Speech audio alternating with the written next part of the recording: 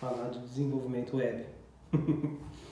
Parece um assunto simples, mas na verdade, quando a gente fala de desenvolvimento web, a gente fala de desenvolvimento, né? Qual a diferença entre desenvolvimento web e desenvolvimento local, né? Local, não web.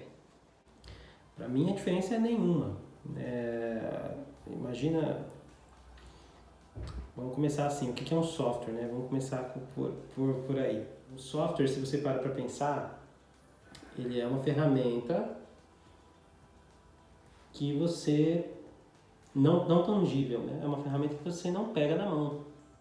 Você interage com ela, né? Através de uma interface gráfica ou através de uma linha de comandos, vamos dizer assim. Ou tem outras formas, voz, por exemplo, controle de voz, enfim, processamento de imagem, né?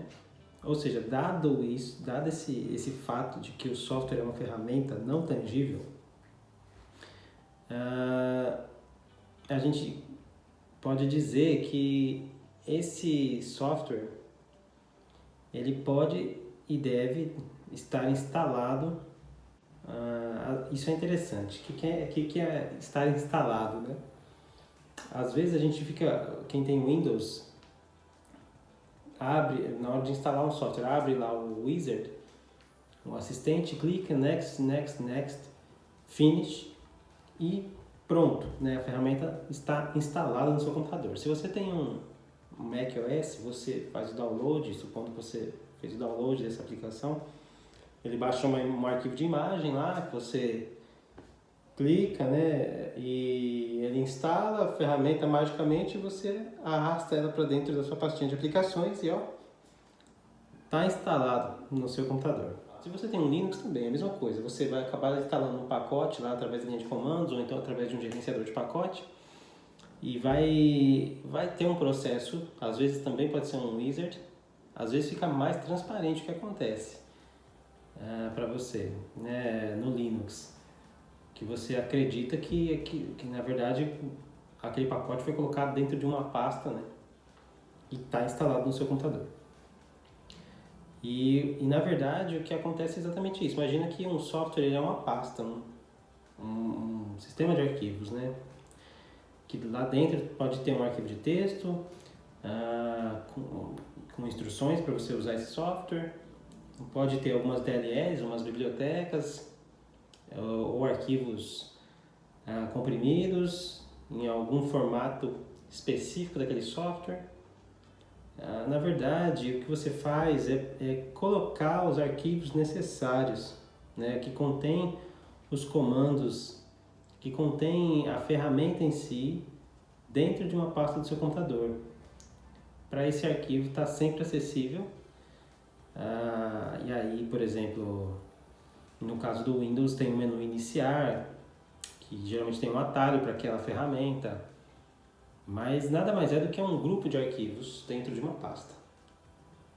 Isso é um software, né? Então, por exemplo, você fez um programa em Python, né? O que é o programa em Python que você fez? Você fez lá um arquivo, né? Código escrito em Python, e depois você compilou esse arquivo. E esse arquivo ele é interpretável, né, pelo compilador do Python, que provavelmente está instalado. Então, por exemplo, você quando instala esse seu programa no computador, na verdade você está colocando ele numa pasta acessível pela outra ferramenta que é o compilador do Python, que também está nesse computador, em outra pasta.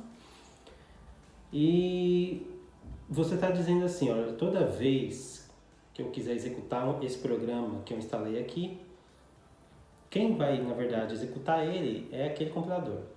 Então, você imagina, por exemplo, a planilha do Excel. Você coloca ela numa pasta, na pasta Meus Documentos. E toda vez que você quer abrir ela, quem vai abrir ela é o Excel, que é uma ferramenta. Quem vai abrir o Excel, por sua vez? É o sistema Windows 32 lá, né? Que tem outras ferramentas lá que te permitem ver a interface do Excel e interagir com ele. Geralmente o .NET, por exemplo, está por trás, né? O C++. Então, na verdade, uma cadeia de dependência de arquivos ali que são executadas no seu computador ou no computador em que aquele software está instalado. Por que eu estou falando isso? Porque essa é a regra padrão. Você desenvolve um software, ou seja, você vai criar um grupo de arquivos. Esses arquivos vão ser acoplados, vão ser distribuídos em um sistema de arquivos de algum sistema operacional. E lá vão ficar. Ou seja, esses arquivos vão ser colocados em algum computador, certo? Em algum lugar do mundo. Agora, por exemplo, às vezes, você quer que a pessoa que vai usar esse software esteja naquele computador, se é possível, né? Por exemplo, no caso do Excel, um exemplo de uso do Excel é o uso local, né? Você instala o Excel no computador e quem quer que queira usar aquele software tem que estar no computador, né? Mexendo no computador, naquele teclado, tem um teclado físico ali, você vai digitar. Então, legal, essa pessoa abre o computador, faz login e acessa aquele arquivo local. Agora, se o seu usuário não tem acesso físico ao computador no qual aquela ferramenta está instalada, ou se são muitos usuários, você quer que várias pessoas usem aquele software ao mesmo tempo. Você não quer dividir a sessão, por exemplo, o que eu fizer naquele software, eu quero que afete a realidade de quem também está usando aquele software naquele mesmo momento, em tempo real. Então é interessante que você trabalhe com sessões, né? É interessante que você trabalhe com um computador comum para todo mundo, certo? Como faríamos isso, né? Você vai ter um computador só com vários teclados e várias telas? Talvez, né? Talvez você pode pensar desse jeito, mas provavelmente isso ia consumir o mesmo arquivo. Eu não sei se você, quando estava usando o computador alguma vez na sua vida e tentou alterar um arquivo, né? Salvar, recebeu uma mensagem, ou excluir, cortar, enfim, recebeu uma mensagem assim: esse arquivo está sendo usado por outro processo. Esse arquivo já está aberto em outro programa, não sei, enfim. Esse seria o cenário mais comum, se todo mundo tivesse o mesmo um teclado e um monitor apenas para um mesmo computador. Então, a gente pensa, então é interessante que várias pessoas tenham vários computadores, cada uma mexendo ali. Porém, imagina que eu quero que uma pessoa, quando fizer uma alteração, a outra veja ao mesmo tempo. Como você faria isso? A pessoa salva o arquivo, você copia dali e cola no outro computador e a pessoa continua mexendo no outro computador? Entendeu? Não faz sentido. A ideia, então, surgiu.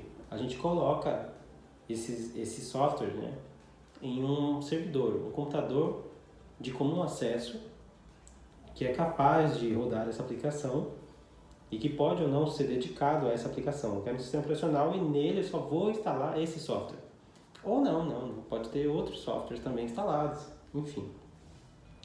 Fato é que seu software está nesse servidor. Agora as pessoas estão em outros computadores e esses computadores precisam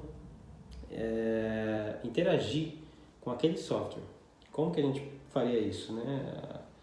Através de algum protocolo de comunicação, não é?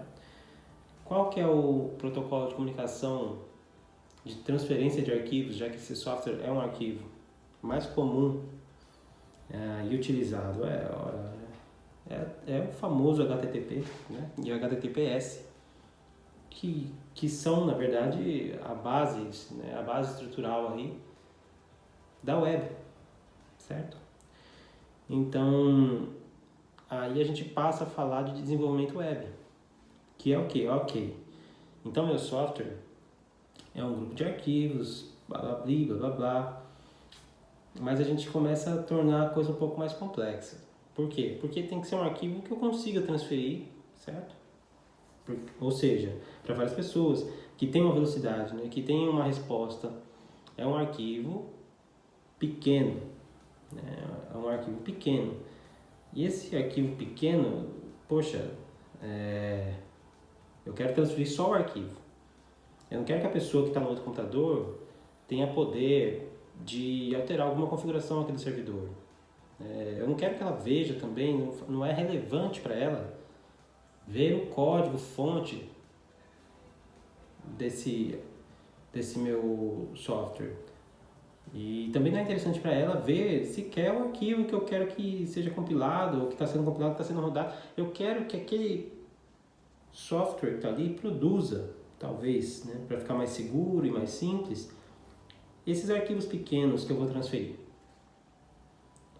E por sua vez, eu não posso simplesmente mandar os arquivos do servidor para essa pessoa, né? Quando ela abrir o software no computador dela, ou quando ela digitar o endereço do servidor no computador dela, eu não posso simplesmente receber os arquivos, porque isso seria só um download, seria uma transferência de dados.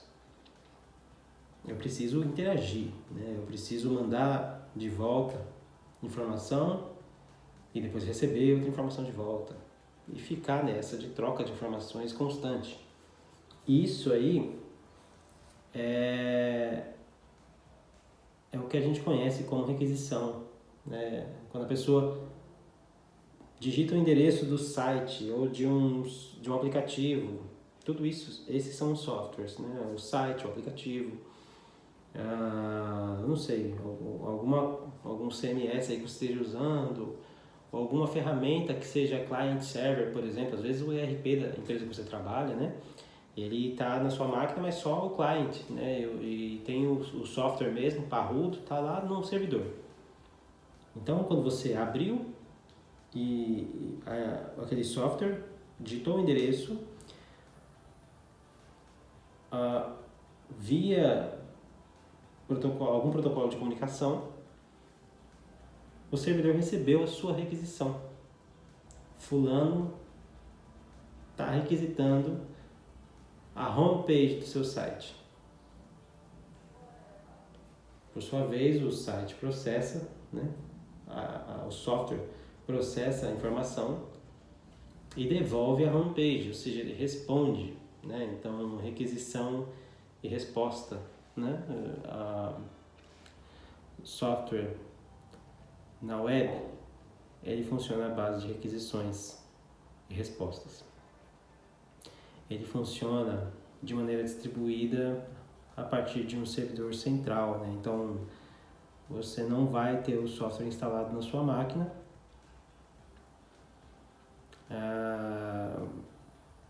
mas você pode ter uma parte desse software instalado na sua máquina,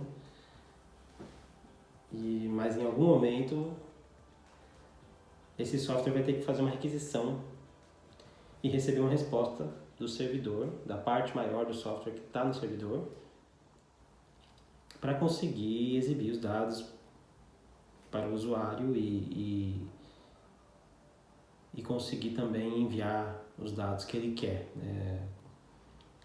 Na verdade, cria uma ponte que permite ao usuário interagir com o software que está lá no servidor.